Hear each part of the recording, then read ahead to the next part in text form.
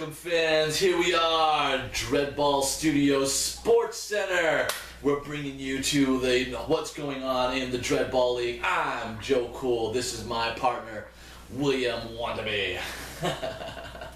Ah, geez, 10 years out of the league and I still can't get rid of that name. But of course. We're here to bring you all the exciting news about the current championship of Dreadball and the current league this season. We got a lot of stars coming out of the woodworks this year. Of course, had a lot of stars die last year, so there's plenty of room for them to move up into. Oh yeah, everyone wants to be a star in Dreadball. Everybody wants to be a star. But let's get to where our teams are. We got 5 this year going on for our Spectre Studio League.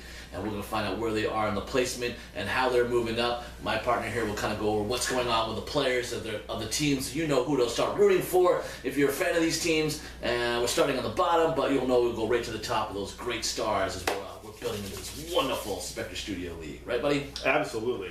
All right, well, let's just start first with a team on the bottom. They don't seem like they're on the bottom. They look like they were playing pretty well, but lo and behold, league points at a lowly 2, the Mid-Coast Nightmares. The Mid-Kingdom Nightmares. Mid-Kingdom Nightmares. And of course, they're on the bottom, so that explains how they're so short. Everything's piling up on top of them and compressing them. But they're our favorite dwarf team this season. And the Mid-Kingdom Nightmares have, well, they got some tools. They don't have some sharp tools, but they got some tools. Yeah. And we're putting a little bit of an edge on them. We got a couple of up-and-coming rising stars, but nobody's really shown themselves to be exceptional yet. But they've got a deep squad, and everybody's pulling their weight. And we've got a number of guys coming out of here. We've got Vic Armrock. He's one of the all-around jacks of the team. We've got the Rock Arm Stonehammer.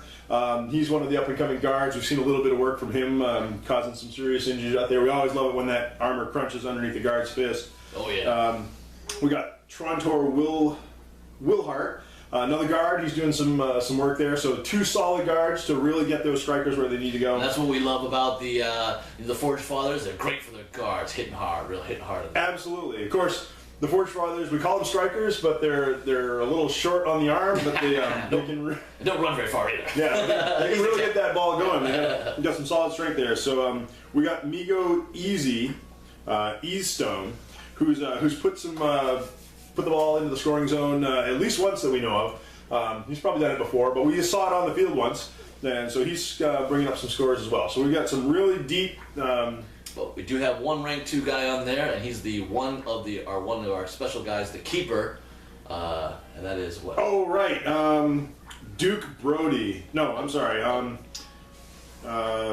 Oscar Battlefist, right? Yeah, we saw him do some. One of our few keepers on the league. Yeah, I think he's moving up because he's been a fan favorite in the game. Yeah, he's also I think he get a casualty against the Sentinels. Oh, right. That, so hitting him pretty good. Working that, so he's one of the few keepers. We want to kind of showcase him a little bit because we're going to get to see a little bit of the keeper play, hopefully. Yeah, so the Forge Fathers, got the height advantage on the soft spots, so can really do some damage when nobody's looking. Do we think this team can get out of the cellar though? They're close. They're kind of in a tie for league points with the Neutron Sentinels. But do we think they can get out of the cellar? Well, getting out of the cellar requires climbing, and their legs aren't exactly built for that. But they're from the mountains type range, right? Up before Father Zoo. Yeah, but they dig a hole. Oh, so they're going to go down. We think they're going down. So that's our view. Nightmares are not going to make the playoffs. Well, I suppose if they can build a tunnel to climb upwards, but that means they're going to have to cut through a couple of teams and really do some damage. We're going to have to see some deaths for them to move up. Well, we'll see what we do, because when we talk to this next team that comes up in our 4th position in our standings right now, that's going to be really an interesting thing to talk about. And that team is none other than our Neutron Sentinels. This team has had some injuries. Injury after injury after injury. But you know what? They're still in the league. They still keep coming back. However, they're working with a lot of free agents. They're really helping build the reputations of some free agents. So we really appreciate this, because I started out in the free agent category. Yep. It took me a long time to move around. I was shifting around teams, really coming up in the league. So it's gonna be safer for you here on the commentating thing. Yeah, before I really developed the Wanabi name, I was free agent Willie. I was moving around game to game. I was getting a lot of play. So that really helped my career. So we really appreciate the Neutron Sentinels for really making the space to allow these free agents their moment to shine. So. And that's where we're going to look for. I know that you've seen this team kind of getting beaten They are in 4th place because they did have they had the win. But we're going to pretty much see all our MVPs pretty much probably come through a lot of this. They can really load up. Well, you know, when the Neutron Sentinels have been beat up as much as they have, or when any team has been beat up as much as they have, the free agents really see some time to get some play in, because that's where the league really tries to make the games interesting. They offer the free agents and, you know, some of the MVPs to the lower ranking team to help even out the odds and get the game really be interesting. And that's what this sport's all about. It's all about the fans. Yeah. We want you as the fans to be entertained so that we as the players get paid. Right.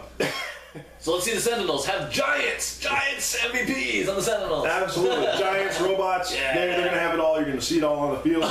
But of course, we should mention, you know, between all the deaths, they have had a couple of guys that have really kind of started to you know, take those edges off the coal and really show some diamond in the rough potential. William, I didn't think they had anybody left alive. Well, you know, I think it's all the medics' responsibility, and that's the other thing. We really have some great medical staff in the league, and they really know how to keep, you know, the limbs from falling off in between games. So we've got they've reattached my leg. We've got Pierce Breakwater and Trax Demetrius Phoenix. 2 solid guards. They've got a little bit of work on the field. They haven't left the field too quickly, so they've really started to draw the attention of the players and the fans alike. And I think we'll really see them step up and really protect those strikers so that the Neutron Channels can really start to score on the field and build up their reputation again. So Montana's not rising up yet. Well, you know, he took a couple of shots to the head. No star bill yet. And Montana's a legacy that nobody can really live up to, but everybody can look like. There you go. Well, that's the Sentinels moving up. So now we're into our 3rd place team, which is probably one that's interesting in 3rd place, because at the first game we thought things were going great, and if you watched our last biter at round 1, I couldn't believe that, and they just seemed to snatch 2nd place out from underneath them. That is our Teutonic Terrors sitting at 3rd. You couldn't believe it. Did you see them on the field after that last play? They couldn't believe it. Yeah. I mean, stunned. It was an incredible upset. I mean, the game just turned right around for the whole entire every single rush. Although I was a little confused. I didn't want to know if they were stunned or they really this time jacked up the AC, because there was a lot of non-movement on the team. Yeah, that was a lot of cold-blooded animals on the field, and home field advantage. That whole game just really never warmed up for that Terror team. However, I mean, they fought hard. The game was a seesaw back and forth. There was crushing blows, and then there was sneaky little steals, and it kind of just ended up going back and forth, and the ball never really moved anywhere. Yeah. Unless they fumbled it, and then as a dread ball, it goes all over the field. You never know where it's going to end up. That's crazy. But we saw 2 guys rise out of that little match, right? Well, the Terrors have been solid on the field for both their games, and they've had a lot of depth in the guards position. So, in fact, I think every one of their guards has shown some promise of real stardom. Yeah. However, 2 really stood out in the last game and really put themselves in the fans' eyes. That was player number 1, Gronk Megadon, and player number 2, Anki. Yeah. They really kind of stepped up. Yep. And we really saw some heavy play for them. But their partners in the guard position, Trex and Spino, both had some solid play, and because of some early on knockouts into the injury box, we got to see some play from the other players. The whole team rotated through the field in that game. But nothing on the Jacks? Jacks for the Terratons have been a little lackluster. Will that hurt them in the final for the final push for making a good claim in the playoffs? Well, their first game was solid point scoring. The Jacks really did their job, but nothing really just stood out as MVP material. But the whole squad really stepped up and got the scoring going. Last night's game, they were there, they were on the field, they were doing stuff. I even saw a couple of them, go for a couple solid hits. But what we really saw was that they never got momentum. Yeah. The moment a Jack picked up the ball, which for the Terratons is not the easiest thing, the short little arms. The moment they picked up the ball, Goblins were scampering all around and just taking it right out of their hands. And that seems to be the new ploy as teams develop against the Terratons, though, is stealing victory from them and stealing the ball from them, going hand in hand. Can the Terratons compensate that? Well, after the interviews last night, we really saw where the Terratons kind of saw that little bit of a disadvantage that they're at. Yeah. So I suspect we'll see some advanced playmaking in the newer games coming up, where they're going to rethink their strategy, probably box in some of their jacks and really protect the ball, as opposed to spreading out and trying to get the razzle dazzle plays going on. All right, so that leads us to number 2, which did steal that victory in that last match. If you saw, the Fricavilla Boneheads. Yeah, they were stealing all game long and stole the victory right at the end. So the Fricavilla Boneheads, solid Orcs and Goblins teams. The Marauders really earned their name last night when they just kind of pillaged all over that field. Yeah. There was nothing safe from their Goblin hands. However, we didn't see their guards do all that well. They kept kind of getting in the mix and falling down. Knocked in, but didn't knock really hard out. But then that was some hard dinosaur shells that they were trying to rock into. So yeah, so they were kind of bouncing back and forth. So we didn't see a lot of solid effort from their guards. They were definitely doing the job, definitely keeping the team tied up. But I don't see that they really pushed the strength out of you. Of course, against the Teratons, it's kind of an even field in that regard. Very much. But I do have to say the Grum. He was in the mix all the time. Yeah. He did put one guy out for a good solid 3 rounds that really just kind of drove the crowd crazy. So he got a lot of fan factor there that just really upped his reputation. Yeah. We'll see more from him coming up in the next games for sure. Yeah, let's hope so. And that leads us to our number 1 team, the ever-changing, ever-adapting Droideka Decepticons. Ah, the Swiss Army knife of the Dreadball world. Of course, some people call them toasters. They really look, like they're really ready for breakfast. But they're definitely not getting eaten. They're definitely doing the eating themselves. Yeah, so. They played pretty well against the Boneheads, and then at second level they just blew out the Sentinels pretty hard. One of those guys that we're going to be talking about, he went on a killing spree. Well, in fact, against the Neutron Sentinels, Deadbot didn't even die. Yeah, that's crazy. No mechanic needed for Deadbot in that game. But definitely the Droideka Decepticons are the top team, and the reason they're the top team is they've got a number of really solid players that have really stepped up and taken that fan base by the horns and said, root for me. We've got a lot of guys out there painting up in silver, and of course they're trying to change themselves around body-wise. Now we just don't recommend that for your fans. They're robots. Don't do that to yourself. Yeah, don't do that at home. So we've got 3 solid players out there. We've got DJ 4K, the assassin, who's been taking out players left and right that get in the way of the Droidekas. Yeah, Ram killing somebody. Yep. DJ 421, the Hearse. That's the Hearse. He went crazy on the Sentinels. Yeah, he was definitely. He was driving people to the cemetery. Absolutely, yeah. And then we've got DJ 689, which is Flashy. Oh, Flashy. He's definitely shown himself to be a star material, and he's really jacking up the fan factor whenever he's on the field. The fans really go wild when they see him play. Yeah. On top of that, Flashy is continuing to rise. We expect to see a lot more development out of him.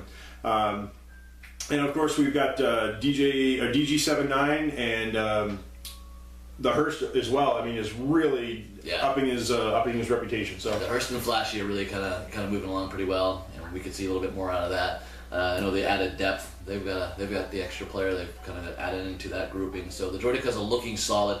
They're sitting at 5 right now. That pretty much in a prime position. If they don't have any kind of major blowout collapse, they're probably looking themselves into the playoffs. And for stockholders out there, which as free agents we're always looking for backers and sponsors. For the stockholders out there, the Droideka's purse is really sitting pretty right now. They've got all the cash they need. In fact, they're buying new robots to field, so they've got a little bit of depth now. They're no longer going to be just a 6-man team and worried about the injuries and Deadbot moving on. In fact, they may not even replace him the next time he goes down. Protecting Deadbot from if he goes down. Yeah. So we're definitely seeing the fanship and the backers come into play now, and really pushing the teams to grow and to hopefully up the player cap on their salaries. Right.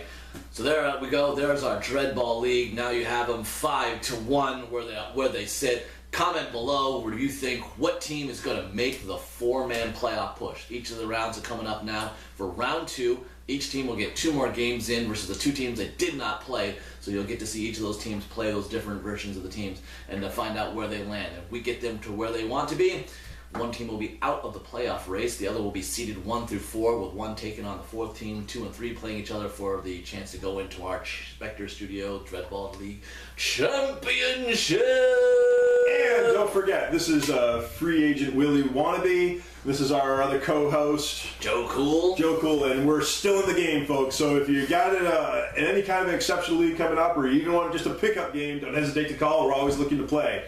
All right, we'll see you guys on the pitch next time we face off. And thank you again. Subscribe and like us.